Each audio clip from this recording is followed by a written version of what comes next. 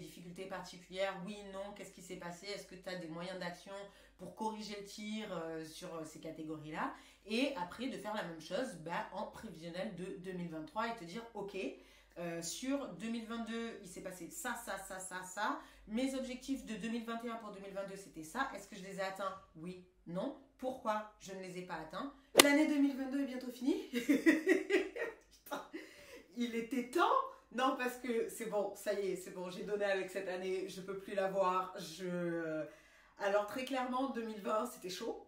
2021, c'était pas ouf. Mais 2022, non. Non, voilà, ça sera mon mot de l'année. Non. Je suis pas d'accord avec cette année. J'ai juste hâte de démarrer une nouvelle année avec un nouveau chiffre, etc. Parce que celle-là, elle m'a gavé en plein. Voilà. Donc aujourd'hui, j'ai décidé de faire une petite rétrospective, un petit audit de ma vie sur 2022 et de voir qu'est-ce que je peux améliorer sur 2023. J'ai hâte de voir qu'est-ce que cette année 2023 va me réserver et surtout qu'est-ce que je vais bien pouvoir mettre en place pour améliorer ma vie, tout ça, continuer d'être qui je suis en étant une version améliorée de moi-même. Voilà. Ce qui, pour cette fin d'année, ne sera pas hyper difficile parce que vraiment, je sors la tête de l'eau. Voilà. Voilà, j'en rigole, mais franchement, il y a encore quelques semaines, je rigolais pas du tout. J'ai subi, mais il s'est aussi passé des choses hyper cool cette année, donc on va voir ça ensemble. J'ai décidé de diviser ma rétrospective 2022, mon petit audit personnel, en plusieurs points. Donc je vais commencer par le point santé. Oh, quelle année de merde! Quelle grosse année de merde! Pardon, hein, mais... Comment vous dire? J'ai été opérée de mon tendon d'Achille droit en novembre 2021. Donc j'ai commencé 2022 avec le Covid et en étant handicapée d'une jambe. Il a fallu que je réapprenne à marcher, que je rentre dans un centre de rééducation pour sportifs en intensif. C'était hyper cool et tout, tu vois, mais pas ouf comme expérience finalement. Et puis au mois de mars, je me suis fait opérer de l'autre jambe pour un allongement d'Achille, encore une fois. Et donc rebelote, hein, tu essayes de réapprendre à marcher, sachant qu'on pense tous que c'est inné, etc. Mais en fait, quand on te coupe le tendon d'Achille, tu peux plus marcher. Il faut réapprendre, il faut recréer les terminaisons ou je ne sais pas. Bref, je ne pouvais plus marcher, donc j'ai dû réapprendre encore une fois à me déplacer et rebelote, centre de rééducation pour sportifs intensif tous les jours, 3 heures de sport et de rééducation tous les jours pendant 7 semaines. En même temps, je travaillais, autant vous dire que j'étais épuisée, je pense que c'est le mot, et hyper déprimée. Parce que mine de rien, tu vois, en 1 an et demi, entre 2021 et 2022, j'ai subi 6 opérations. Donc 2 opérations pour les jambes et 4 opérations de préservation d'ovocytes. Donc ça faisait beaucoup. Je pense que là, moralement, j'ai lâché prise totalement. J'étais au bout du rouleau, l'enfer. Donc voilà, donc après avoir fini mes rééducations, tout ça, je pensais que ça allait aller mieux. Mais non. Mais non. Donc j'ai dû passer une IRM pelvienne et on m'a découvert un endométrium dans un ovaire et un hydrosalpinx dans l'autre ovaire, enfin sur la trompe de l'autre ovaire. Bref, je ne suis que joie. Bon, Jéréo était malade, hein, parce que t'as vu, c'est l'hiver, tout ça, donc bien évidemment, je me suis tapé une sinusite carabinée. J'ai cru qu'on allait me couper la tête, tellement j'avais mal à la tête, mal au sinus, mal aux yeux, mal derrière les oreilles, mal. Je n'étais que douleur. Voilà. Donc ouais, niveau santé, franchement, pas ouf. Après, par contre, niveau santé, un truc hyper positif qui s'est passé cette année, c'est que j'ai arrêté de fumer de l'herbe. Et ça, quand même, ça a révolutionné ma vie. On en reparlera dans une autre vidéo parce que vraiment, c'était plus possible. Et j'ai pris cette décision, enfin mon corps a pris littéralement cette décision pour moi. C'était terminado, plus jamais, never, ever. Et plus jamais depuis ce jour-là. Donc, je suis quand même très fière et très satisfaite de pouvoir dire ça face à la caméra. J'en ai pas honte, il n'y a aucun souci. Franchement, ça ne m'a pas privé de vie sociale, ça ne m'a pas privé de travail, ça ne m'a pas privé de rien du tout. Mais ça restait une addiction, c'est pas bon pour la santé, c'est illégal. Bref, voilà. Il y avait beaucoup de choses qu'il fallait que je gère avec moi-même. C'est chose faite. Donc ça, c'est bon. Voilà. Après, pour clôturer 2022, je pense vraiment là que niveau santé, j'espère que ça va se calmer parce que honnêtement, c'était pas possible et que physiquement et surtout moralement, en fait, ça t'impacte énormément d'avoir des vrais gros problèmes de santé comme ça, même si effectivement, tu vois, il y a des solutions, des opérations et tout, tu vois. Mais ça n'en reste pas moins hyper difficile à vivre. Et au quotidien, même en étant quelqu'un comme moi qui est hyper résilient, qui a tendance à toujours vouloir garder le sourire, aller de l'avant, etc., j'avoue que c'est fatigant en fait. En fait, t'es juste épuisé et je pense qu'il y a des moments aussi, et c'est peut-être pour ça que j'étais pas bien moralement en cette fin d'année parce que j'étais juste épuisée en fait et j'arrivais au bout de ma résistance. Et ouais, je pense que j'ai vécu une année d'un point de vue santé qui était too much. Maintenant qu'on a parlé du point le plus négatif de mon année, on va passer à un point un peu plus positif. Je vais essayer de le faire en sandwich. Voilà, c'est les finances.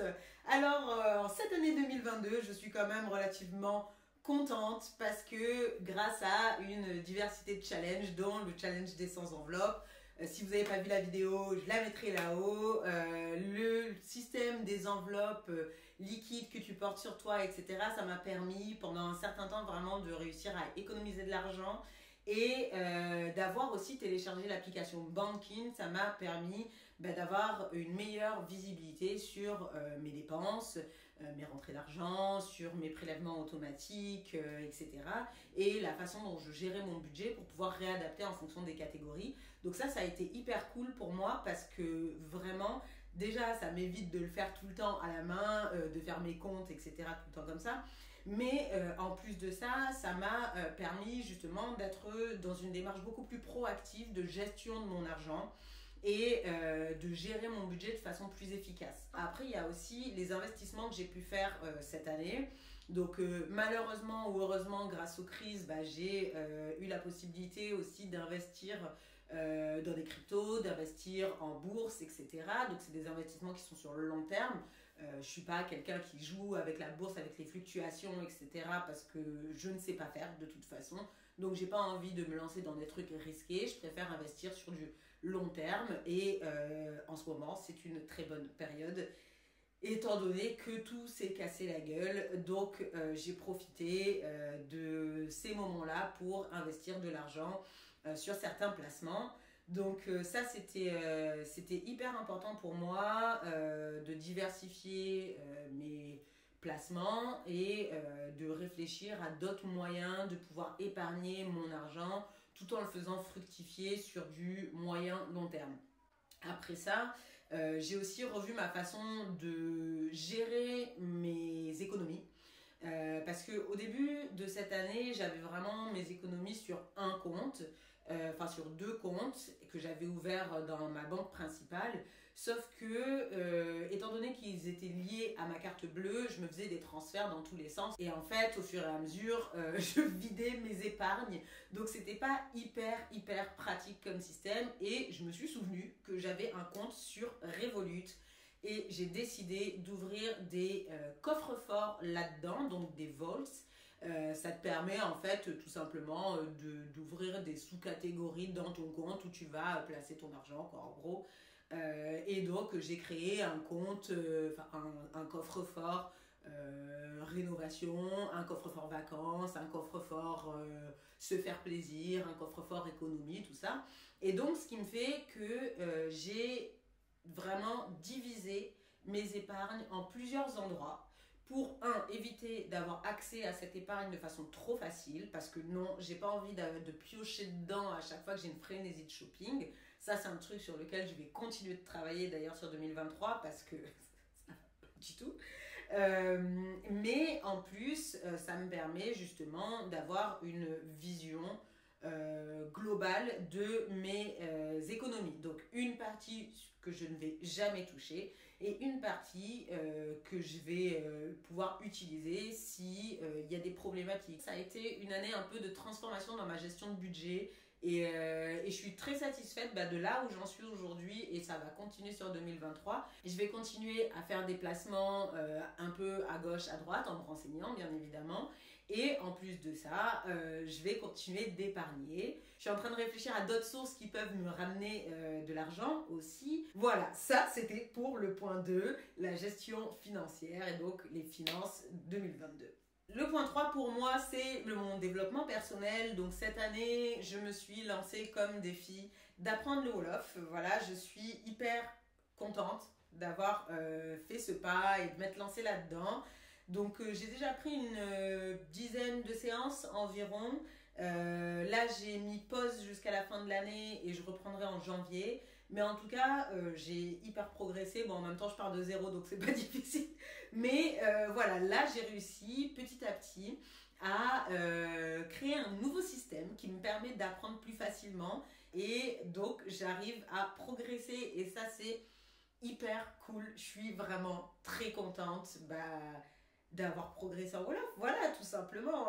Après, niveau du reste de mon développement personnel, de l'apprentissage, de nouvelles choses, là, j'ai pas fait grand chose parce qu'en fait, comme vous l'avez entendu, hein, cette année, elle a été hyper mouvementée pour moi d'un point de vue santé. Donc, très honnêtement, mon esprit, il était ailleurs. Pardon. Oh, Michael Scofield me manque. Et alors, avant de passer au point suivant, j'ai une question pour toi. Je voulais savoir si, sur tes objectifs que tu t'étais fixés en 2022, tu les avais tous atteints et quel était ton bilan de 2022 et si tu avais un prévisionnel de ce que tu allais faire en 2023. Voilà, je te laisse mettre ça en commentaire, on discute et on passe au point suivant. La catégorie sur laquelle j'avais envie de réfléchir aussi sur cette année qui vient de s'écouler, c'est la catégorie que j'appellerais self-care. Donc vraiment le fait de prendre soin de soi et je pense vraiment que 2022 je me suis hyper laissée aller en fait. En fait j'ai vraiment vu un changement à partir de septembre. C'est-à-dire que tout le début d'année, en fait, étant donné que j'étais vraiment dans ce truc de reconstruire mes muscles, mes tendons, de sortir des opérations et d'être dans un processus de rééducation, je prenais beaucoup plus soin de moi, en fait, par obligation. Mais je le faisais quand même. Et c'est vrai que, de fait, quand j'ai commencé ma chaîne, j'avais une routine matinale, là-haut, tout ça, toujours. Je vous mettrai tous les liens des vidéos de toute façon en commentaire, comme ça vous pourrez les voir après.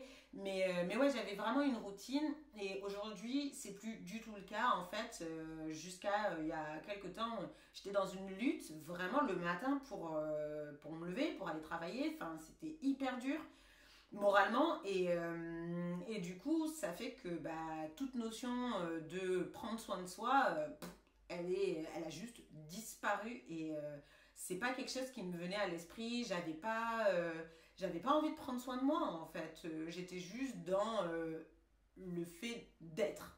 Voilà, j'étais là, je faisais ce qu'il y avait à faire, mais j'étais pas dans une motivation personnelle où j'avais envie de me faire du bien en plus de tout ce que j'avais à faire. C'est-à-dire que je concentrais vraiment toute mon énergie sur l'extérieur, c'est-à-dire bien faire mon travail, être présente pour les autres, tout ça.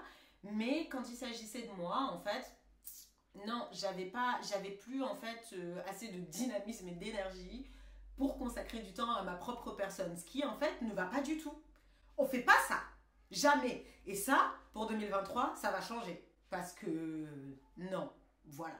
Donc, vraiment, cette notion de self-care, pour moi, j'ai vraiment eu un repli sur moi-même à partir, juste après l'été, où je pense que j'ai eu le le retour de flamme des mois et de l'année passée. Et je pense que voilà, tu vois, à la fin de l'année, généralement, on arrive en bout de course, on allait un peu et tout. Mais là, moi, c'était septembre, j'étais dedans fort, quoi, j'en pouvais plus. Donc voilà, donc là vraiment je pense que c'est l'un de mes points de vigilance pour 2023, c'est de vraiment prendre soin de moi, faire attention à ma santé, faire attention à mon moral, faire reprendre des activités qui me font du bien, qui me font plaisir, qui me font kiffer tout simplement et qui me permettent d'être bien. Voilà, et de mettre ça comme priorité absolue. Tout le reste, ça sera accessoire, mais de retrouver la personne que j'étais avant toutes ces opérations. Ensuite, la partie relation. Alors, pour les relations, bah, c'est pareil, c'est un peu comme mon self-care. C'est-à-dire que oui, j'étais là s'il y avait des problématiques pour mes amis, les autres, tout ça. Mais après, étant donné que je me suis totalement repliée sur moi, en fait, vraiment, je ne sortais plus de chez moi. Et ça, c'est pareil, ça doit suffire. Ça, c'est pas français. Ça suffit. Il faut que ça s'arrête. Ça doit s'arrêter. Voilà, c'est ça la phrase. Ma vie sociale, là, heureusement que j'ai des amis en or, hyper compréhensifs, etc. et qui savent ce que j'ai traversé aussi, parce que, bah, mine de rien, c'est pas rien, encore une fois. Mais ouais, là, vraiment, je pense que 2023, je vais ressortir de ma carapace. Je pense que j'ai suffisamment hiberné cette année. Il faut maintenant que j'aille dehors, un peu dehors. Voilà, et que j'aille revoir mes amis que je vois hein, de temps en temps, mais pas aussi souvent qu'avant, mes opérations. Et ma mère aussi. Ma mère, je la vois relativement fréquemment, mais j'aimerais bien la voir plus parce que c'est ma mamounette, que je l'aime. Et voilà, j'ai envie de passer du temps avec elle. Donc je vais libérer du temps voilà, pour elle et arrêter de me conforter dans mon intérieur et de me dire non mais vas-y je rentre, on fera ça une prochaine fois. Non, bah en fait non, on fait ça aujourd'hui et puis voilà. Je pense qu'il est temps de... Allez, on va essayer quelque chose de nouveau, être dans une nouvelle dynamique et essayer de nouvelles choses. Alors, il nous reste maintenant deux catégories, la maison et la gestion de mon temps libre, mes activités, tout ça. Donc pour la maison, alors, il va falloir que je continue le système que j'ai commencé à mettre en place, mais que j'ai tendance à oublier certains jours, ok, et qui me permet d'avoir une maison rangée. On en parlera, je ferai une vidéo sur le sujet parce que vraiment, bah justement, je l'ai vu quand j'allais pas bien. Du moment où j'arrête ce système, c'est le bordel. J'ai l'impression que Hiroshima a débarqué chez moi alors que je suis seule avec des chats. Ok, il y a mon copain qui vient des fois, souvent, mais peu importe, c'est pas la question en fait. La grosse problématique, c'est moi et mon organisation, on va être très honnête. Donc quand ça va et que je reprends le dessus, comme là c'est le cas, je mets en place un système et je reparlerai sur une vidéo entière à ce sujet qui me permet d'avoir ma maison rangée tout le temps. Voilà, et ça, c'est quand même hyper fabuleux. Donc, mon but de 2023, c'est de continuer avec ce système qui n'a rien de difficile, qui est totalement logique, mais qu'on ne fait pas. Pourquoi? Parce qu'on a la flemme. Ça, c'est pareil. En 2023, on va faire attention à la façon dont on parle, à ce qu'on laisse entrer comme énergie dans notre vie. Le mot flemme doit sortir de mon vocabulaire. On n'a pas la flemme de rien du tout. On a 33 ans. Bref, le deuxième point, c'est progressivement virer toutes les affaires inutiles que j'ai chez moi. Le truc, c'est qu'il va vraiment falloir que je fasse du tri et que je continue à rendre mes possessions les plus minimalistes possibles. Et ça renvoie à ce qu'on disait sur les finances, c'est la gestion de ma consommation et de ce que je fais avec mon argent, de ce que je laisse entrer chez moi, parce que vraiment, en fait, c'est pas possible. J'ai vraiment trop de choses et en fait, ça me pollue l'esprit et j'ai envie d'avoir une maison plus minimaliste, avec moins de choses, moins de meubles. À un moment donné, je vais me poser l'année prochaine, je vais faire pièce par pièce et je vais tout sortir. Et quand je dis je vais tout sortir, c'est-à-dire que je vais tout virer de tous les meubles, je vais ouvrir toutes les boîtes et je vais faire un vrai tri efficace. Donc voilà pour la maison. Et ensuite, les activités, le temps libre, tout ça, là. Alors, cette année, je suis hyper contente parce que j'ai été hyper productive d'un point de vue peinture. Et ça, je suis fière de moi. Voilà, j'ai repris la voie de la créativité via la peinture et je suis trop contente. La photo, dans un autre cas, je suis un peu triste parce que j'ai pas fait beaucoup de photos cette année. J'ai perdu ce truc, cette motivation, encore une fois, de me dire, bah, tu sais quoi, je vais me faire une excursion photo, je vais dans les rues de Marseille et arpenter, voir s'il y a des scènes qui m'intéressent, que j'ai envie de photographier. Bref, et ça c'est vraiment un truc que j'ai envie de reprendre parce que je m'éclatais et j'adore la photo et j'adore la photo argentique en plus. Je trouve que c'est hyper excitant comme activité. Et je ne l'ai pas faite cette année. Bon, en même temps, la moitié de l'année, je ne pouvais pas marcher. Donc forcément, c'est un peu difficile quand même de prendre des photos. Mais pour le reste, j'aurais pu le faire et je ne l'ai pas fait. Donc l'année prochaine, voilà, je vais recommencer la photo. Et voilà, et dans cette continuité des projets artistiques, j'aimerais beaucoup, une fois que j'aurai vraiment finalisé mes toiles, les vernir ou pas, enfin prendre une décision et faire les dernières retouches, j'aimerais beaucoup faire une expo. Voilà, donc je ne sais pas si je le ferai en 2023 parce qu'il faut sauter le pas encore une fois, mais ça c'est un but que j'ai dans les années à venir en tout cas, c'est d'en faire une parce que ça me ferait hyper plaisir de montrer ce que je fais, de partager ça, d'en parler avec des amateurs d'art et tout, et voilà. Ensuite pour les autres activités, j'avais fait un peu de roller avec mes patins qui sont si beaux en plus, mais pas plus que ça, parce qu'encore une fois la moitié de l'année je marchais pas, hein, t'as compris. Un petit peu de skate, vite fait. Mais ça c'est pareil, 2023 on se met en mouvement, hein, on va aller faire du skate, on va aller faire du roller, on va aller marcher, on va aller courir, je vais reprendre la salle de sport. D'autant plus après mes opérations, c'est hyper important pour moi, pour ma santé et pour mon rétablissement.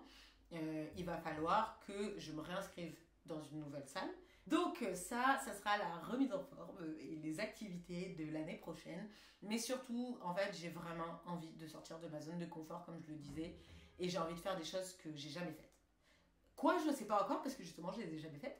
Mais en tout cas de réfléchir à de nouvelles activités ou des nouveaux lieux où aller ou sortir en tout cas.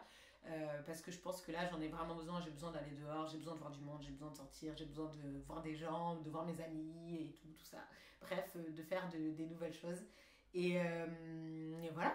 Voilà, donc je pense que ça c'était mon gros bilan de 2022. J'ai vraiment réfléchi catégorie par catégorie. Donc en fait, si comme moi tu as envie de faire un bilan et une rétrospective de ton année 2022, je t'invite à faire un mini audit de ta vie sur les catégories suivantes: santé, développement perso, self-care, maison, activité, relations et finances. Il y a d'autres aspects qui pour toi peuvent être importants et que tu peux avoir envie d'auditer pour savoir comment ça s'est passé. Est-ce que tu as eu des difficultés particulières? Oui, non, qu'est-ce qui s'est passé? Est-ce que tu as des moyens d'action pour corriger le tir sur ces catégories-là? Et après, de faire la même chose en prévisionnel de 2023 et te dire, ok, sur 2022, il s'est passé ça. Mes objectifs de 2021 pour 2022, c'était ça. Est-ce que je les ai atteints? Oui, non. Pourquoi je ne les ai pas atteints? Pourquoi et comment j'ai réussi à en atteindre certains autres? Et pour 2023, de faire le même exercice, c'est-à-dire de te projeter sur certaines catégories, te dire mon objectif c'est ça, comment je vais atteindre cet objectif, est-ce que je vais diviser ça en quarts d'année, donc le premier trimestre, je vais me concentrer sur tel objectif, le deuxième trimestre sur tel autre objectif, etc. sur les 4 trimestres que compose cette année. Et ensuite de diviser tout simplement par étapes et quitte à descendre au mois, à la semaine, au jour si tu as vraiment beaucoup de temps et beaucoup de motivation. Je pense que c'est vraiment hyper important quand on arrive à la fin d'une année de réfléchir à comment s'est passée l'année et de ne rien oublier, vraiment de balayer toutes les catégories de sa vie, Surtout quand on est dans un état d'esprit où ça va moite-moite, de se dire ok, qu'est-ce qui va pas? Qu'est-ce que je peux améliorer? Voilà. Qu'est-ce que j'ai comme vision pour l'année suivante? Et surtout d'être honnête envers soi-même et d'accepter que en fait des fois on se fixe des objectifs qu'on n'a pas atteints, c'est ok. Il n'y a aucun problème. En fait, on n'a pas d'épée de Damoclès au-dessus de la tête sur tous les objectifs. Donc, d'être indulgent aussi parce que la vie n'est pas hyper facile tout le temps. Donc, c'est OK d'avoir des moments où ça n'avance pas. Faut juste en être conscient et se dire que écoute, maintenant je sais pourquoi j'ai pas réussi à atteindre cet objectif, donc à partir de maintenant je vais faire en sorte de pouvoir l'atteindre. Voilà. Bon, sur ce, moi, je vais aller me faire un petit thé et réfléchir à mes objectifs de 2023. Et on en reparlera ensemble. Je te fais de gros bisous et bonne rétrospective de ton année. Salut!